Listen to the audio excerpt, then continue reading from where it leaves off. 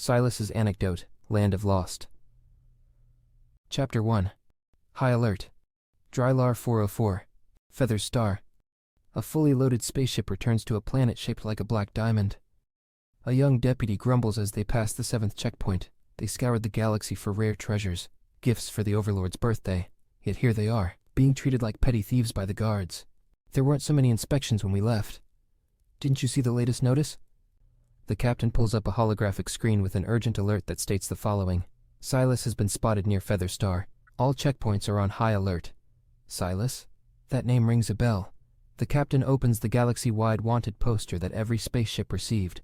Right at the top is Sylus, most wanted criminal in Sylus' history, the only one to ever escape the space-time prison, a real legend. With a skeptical look, the deputy mutters, "Sure, but that's in Sylus. If he swings by here, he won't be a big deal." Then why is the Overlord making us jump through all these hoops? The deputy pauses, still cocky as ever. While the Overlord was conquering other planets, this Sylus probably wasn't even a twinkle in his old man's eye. He was lucky, a deep voice from behind says. Startled, they stand up, their hands going to where their weapons should be, but their holsters are empty. Two strange swirls of black-red mist, as if obeying a master, hover in midair. Each cradles a gun. Emerging from the spaceship's shadows, a tall figure appears, his striking features matching the wanted poster on the flickering holographic screen. With each step, mist emanating from his hand coils around the two frightened men, as if claiming its prey. His lips curl into a faint smirk, but his eyes carry a deeper message. But the Overlord's luck has run out. As the ship nears the final checkpoint, a detection window pops up.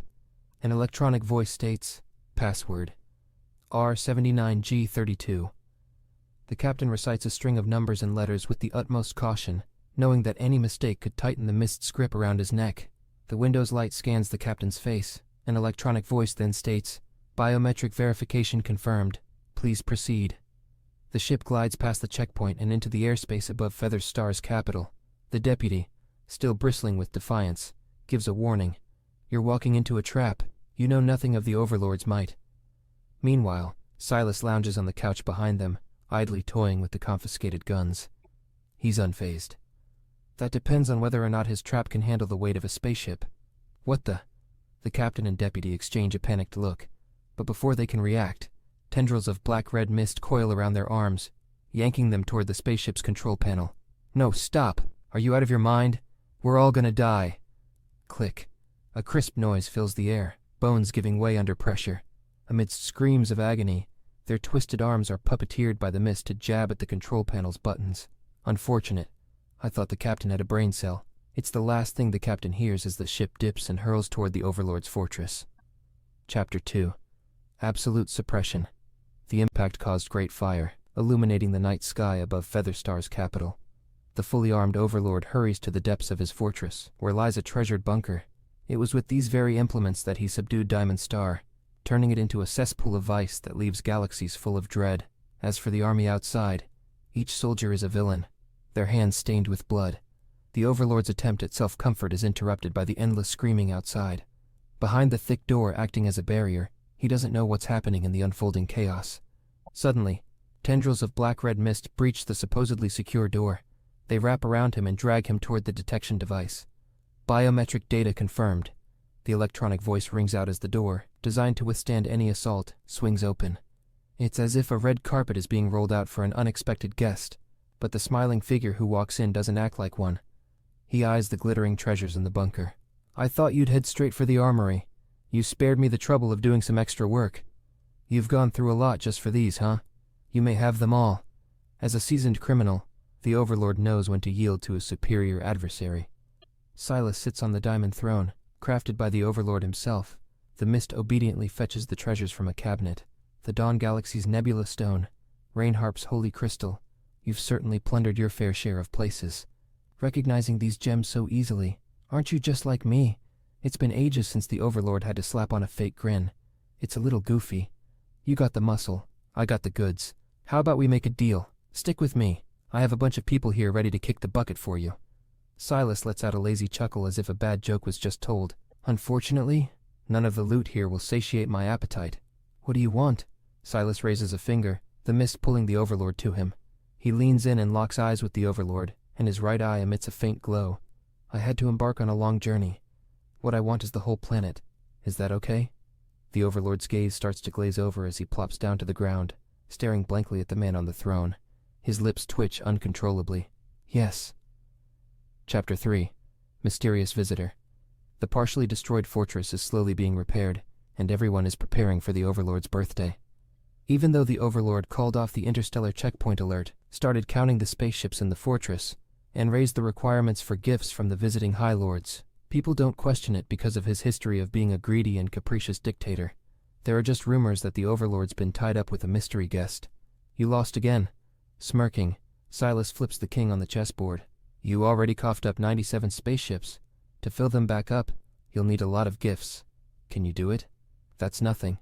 The Overlord, stuck on his throne by the mist, manages to flash a grin. Only during a game of chess is he allowed to have a brief moment of clarity. As long as I give you what you want, you'll let me go, right? Sylus nonchalantly resets the chessboard. I prefer a nice 100 over 97. Bastard. For the first time in his rotten life, this slips into the wicked Overlord's thoughts, but he keeps up his eager facade. Sure. Outside the floor-to-ceiling windows lies an artificial garden. Glowing eyes lurk in the shadows with the occasional growl breaking the silence. Are they yours? Sylus asks, laid back. They've been handpicked by the High Lords from all over the land. If you're interested, I can have them loaded onto your spaceship. A cage is no place for beasts. He casually starts another game of chess. As the Overlord's birthday draws near, spaceships loaded with gifts continue to enter the planet, lining up at the port as instructed. The High Lords flock to the fortress to pay their respects. As they settle down in the banquet hall, the room's fancy crystal chandeliers suddenly go out, plunging everyone into darkness. In the shadows, red mist moves like vines and seals off all entrances and exits. Some try to break through the blockade, but as soon as they get close to the mist, screams resound, which sends shivers down their spines. Everyone, a deep voice cuts through the anxiety, from behind the Overlord's throne. You have yet to wish today's star a happy birthday. Accompanied by the strike of a match, red candlelight flickers. It casts an eerie glow on a sharply outlined face, his light hair barely visible. Sylus casually settles at the edge of the banquet table, sticking a lit candle into the elaborately decorated cake at its center. The faint lighting reveals a hint of fear in the guest's eyes. Oh wait, I don't know how old the Overlord is this year, Sylus remarks. He taps the area around his right eye. The Overlord, under the sway of some mysterious force, is unaware of his surroundings, so when he snaps out of it, he finds the High Lords all ensnared in the candlelight and mist along the table. You've been around for a long time. Missing one birthday won't be the end of the world, Sylus says as he spreads some frosting onto a cake knife. He brings it to the Overlord's lips. But if this is our final celebration, we should make it unforgettable. Sylus, please spare me. I'll give you anything. As the knife touches his quivering mouth, the sickeningly sweet frosting mixes with the taste of blood, triggering painful vomiting. The undisputed ruler of this dark planet is being played like a fool. It's a sight that, combined with the name Sylus, leaves the long extravagant High Lords powerless to fight back. Our army, outside. A High Lord struggles in his final breath. As if on cue, a deafening explosion echoes from afar and shakes the banquet hall. The Overlord can't help but widen his eyes. There goes the candle I set in the armory. Happy birthday. Sylus relishes the way everyone's faces change in the dim light. Now it's your turn to show some sincerity. He stands up and pats the Overlord's shoulder. The Overlord's life is a storage's worth of treasures from 100 ships. Anyone who brings less might not taste the birthday cake today. Chapter 4. Out of Reach. Arresting Sylus is Meyer's dream. He used to think every astral enforcer shared it, but his boss's cryptic smile told a different tale. Kid, it's good to dream. In time he understood what his boss meant. It's better to admire dreams from afar. Yet, a spark still flickers in Meyer's heart. If an enforcer had arrested Sylus and thrown him into the space-time prison, why can't he be the one to toss this escapee back in? Meyer's best shot at capturing Sylus was in the capital of Philos. Maybe Sylus assumed the most dangerous spot was the safest because that notorious fugitive strolled in like he owned the place. But soon enough, Meyer realized that Sylus didn't even see those people trying to arrest him as a threat. The traps set by the enforcers were like spiderwebs, crumbling at the slightest touch in the face of overwhelming power. Some squad members, their brains having experienced mind control, were never the same and left the job for good. After that, Word of Sylus's whereabouts drifted through the space regions like a nightmare. Every sighting was paired with crimes. Yet as unbelievable as they are, these acts somehow never affect the space citizens' lives. Many have become legends, in fact. So, for most astral enforcers, catching Sylus was an impossible dream. When word gets out about a possible Sylus sighting near Feather's Star, not a single enforcer in the fleet except Meyer seems keen on pursuing it. Diamond Star itself is like a swamp overrun by crooks, and the astral enforcers have always steered clear of it. Sure, arresting one criminal is fair game, but when the bad guys band together and gain the upper hand, dealing with them is no walk in the park. In the end, Meyer enters Diamond Star on his own accord, and the first thing that strikes him is the insane number of ships lined up at the port. These are all the High Lord's gifts for the Overlord's birthday. I have no clue where they went prowling to get such a haul. The number of ships is easily in the dozens, a whole lot more compared to years past, the port official grumbles. Meyer grimaces. The offhand remark of prowling by the official hints that countless planets and regions were pillaged. A squad of fully armed Feather Star soldiers storms into the port. By the Overlord's orders, these ships are now under military control. Once the Overlord's seal is verified by the system, the official watches with deference as the soldiers board each ship one at a time. The High Lords must be throwing quite the party for the Overlord's birthday. I envy them. You know, I wonder if I'll ever get a shot at attending his birthday. The official casts a wistful glance at the Overlord's fortress in the distance. Chapter 5, Judgment of Fate. After using up a substantial amount of energy for several days, Sylus can keenly feel he's hit his limit. An invisible tether within him holds him back from tapping into more power. If any of the captives in the banquet hall were sharp enough, they'd notice the mist is slowly losing its grip. Sadly, the days of being cooped up and mentally battered have already broken these pleasure-seeking cowards. Sylus gazes at the artificial garden beneath the inky sky, those animalistic eyes silently locking onto him. He wonders how long they've been trapped there, and if their wild instincts remain. Sylus, my coffers have been emptied out. Trembling, a High Lord makes a confession. It's clear this last one is unable to cough up an amount equal to 100 ships. Sylus saunters over just as the shivering man cowers. Scared he'll end up as a minion like the Overlord. Please, please, he begs, closing his eyes. Sometimes, real treasures aren't what you see with your eyes, Sylus remarks. He taps his temple with his finger. A smile appears on his lips as he looks at the High Lord. A nugget of valuable intel often fetches a sliver of life. The High Lord cautiously opens his eyes and sneakily glances at his peers before gritting his teeth.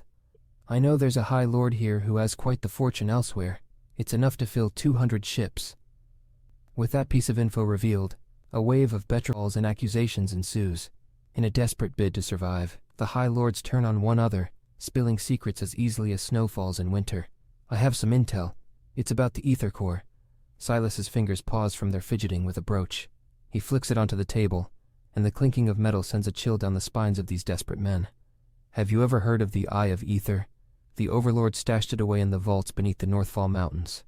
Sylus glances at the Overlord's face as he sits on the throne. His reaction speaks volumes. A smirk appears on Sylus's face. He always relishes those absurd yet enthralling twists of fate, just like now, when the elusive echo in the cosmic void he's relentlessly pursued unveils itself unexpectedly. Suddenly, a string of lights appears on the horizon. A fleet of ships departs from the port, forming a dazzling necklace in the night sky. Whenever the stars align perfectly, Sylus finds himself entertaining thoughts of destiny. Now is the time to act on it. He casts one last look over his shoulder. He sees the table and the cowards still double-crossing one another. Maybe their fate, too, should be left to the destiny's whims. He takes out his gun and unleashes a flurry of shots at the floor-to-ceiling windows. The High Lords cease their bickering, their eyes widening in horror at the firearm and pieces of glass littering the floor. Sylus walks over the glass shards and marches into the artificial garden. Under the moonlight, the eyes hiding in the vegetation blink to life one by one, moving closer to him. Let's see what's left of you after spending so much time in captivity. His right eye scans each bestial gaze. The turmoil in them begins to settle, replaced by a simmering hatred akin to blades being unsheathed in the darkness.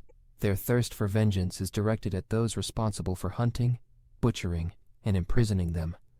With a snarl, the beasts bare their teeth. Shadows dart into the banquet hall. The nefarious villains barely have a moment to let out a scream before their blood paints the sin-stained fortress a vivid crimson. Meanwhile, Sylus vanishes into the night. Meyer, did you hear how everyone from the Overlord to High Lords in the Feather Star died overnight? They're saying the beasts kept in the fortress went mad and tore them to shreds. The scene is too gruesome to describe as a river of blood. Just one glance at the holographic replica can haunt someone for life. And on that night, several hundred ships left the port. We tracked them for a bit as they headed to various planets. Then their signals disappeared. The enforcers in the fleet are talking about the terrifying night of blood that took place on the Feather Star. Meyer enters the simulation room, pulling up the crime scene data for a holographic recreation. Fighting through the discomfort, he tries to find evidence to confirm his suspicions. Sylus did it. The enforcers, still in a heated discussion, are astonished as their colleague bursts into the room. Meyer projects a hologram. There's a brooch, soaked in blood. Something made from the same material as this brooch was there when Sylus escaped from Philos. Sylus was in the banquet hall that night. He committed all these crimes, even plundered the planet's wealth. The enforcers scrutinize the analysis displayed on the screen. This material is centuries old. It's been used in countless artifacts over time. As legendary as Sylus may be, the idea of one person looting an entire planet still seems far-fetched. But without those tyrants, the creatures of Feather Star were spared. They almost went extinct. Before long, the conversation veers in a different direction. But in the background, that holographically restored brooch seems to glimmer faintly. It captivates the dreamer still in pursuit of that impossible dream. Chapter 6. Journey begins. A spaceship traverses the silent expanse of space. Its cabin resonates with the melodies of classical music and the aroma of freshly brewed coffee. They alleviate the monotony of the journey. All the treasures on the ships have been reclassified based on their planetary origins and returned to their rightful owners. A deep voice cuts through the music's elegance, relaying messages from distant sources. Have you received your payment? Working with you is always a treat, but with all these cosmic treasures, wouldn't you keep some for yourself? What makes you think I haven't? Sylus glances at the floating, transparent orb, tiny blue lights dancing within it. They're seemingly propelled by an unseen force, constantly gathering and dispersing. Do you have your eyes set on your next prize already? Sylus reveals a cold smile. What, still hungry for more? The sweetest is always saved for you. We just want a little taste. You better learn to quit while you're ahead. Our next target isn't something you can grab. Sylus impatiently flicks his finger, and the comms channel is abruptly cut off. The cabin then unveils a massive holographic interstellar map. The floating orb suddenly convulses violently, its tiny lights breaking free and scattering across the map. They gradually regroup and point to a small planet. The map zooms in on the destination beneath the eye of ether. It's encircled by holographic particles in constant flux, which indicates strong energy fluctuations. Sylus observes the map, a touch of melancholy in his gaze. I see it. He slightly squints before commanding the cabin's OWL system. Find me a suitable location. Now searching. Please wait. The electronic voice chimes in. Location found. The area is currently experiencing substantial protofield disturbances, creating a massive vortex of magnetic fields. This twists and refracts light, rendering direct entry impossible. It is forever shrouded in darkness. What a fitting choice. You think I belong in a place like that? Sylus reclines in his seat, peering through the viewport where interstellar particles sparkle like diamond dust. Thank you for the half-hearted compliment. Now switching to autopilot mode. Have a pleasant journey. The spaceship glides through the floating dust cloud in the eternal darkness and heads to a distant horizon. In a place starved of sunlight, only neon lights decorate the darkness. Towering skyscrapers fade into the gloom, exuding a perilous atmosphere at every street corner. It lingers around the passers-by. Sylus wanders casually, hands in his pockets, as if navigating the liveliest part of town. If you don't like dying, hand over everything you got, a low voice says. It's accompanied by the cold touch of a gun barrel. Sylus turns, his eyes briefly scanning the large figure behind him. A slow chuckle escapes his lips. Ah, lucky number 13. Before the man can even utter a, what? Black-red mist deftly twists his wrist, redirecting the gun muzzle to his own temple. While I often enjoy killing time, no one likes flies buzzing around, Sylus remarks, his gaze drifting from the man's pale face down to his attire. Maybe it's because I'm not blending in. Under indifferent, cold scrutiny, the thug's legs tremble. His mind momentarily stops working at the unexpected question. What's the fashion like around here? Huh? The gun floats in midair, its pressure against his scalp growing impatient. Like that. The thug gestures with trembling fingers at an advertisement flashing on a mall's large screen. A man wears a leather jacket as he zooms through neon-lit streets on a hefty motorcycle. Sylus raises an eyebrow. All right then. When in Rome, do as the Romans do. The N109 zone is about to greet its new ruler.